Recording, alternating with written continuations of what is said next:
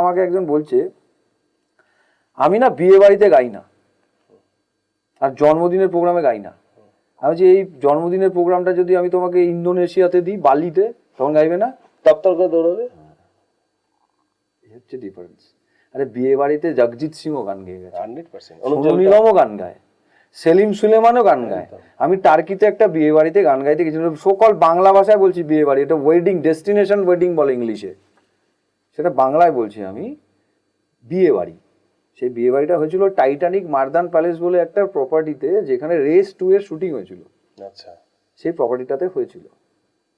আমার কাছে সব ছবি আছে। ওইখানে সেলিম সুলেমান গেছিল আমার সাথে, আমি আনপ্লাগড করতে গেছিলাম, ওরা ব্যান্ড নিয়ে গেছিল, ইভেন রাহাত ফতে আলী এসেছিল ওই বিয়ে বাড়িতে।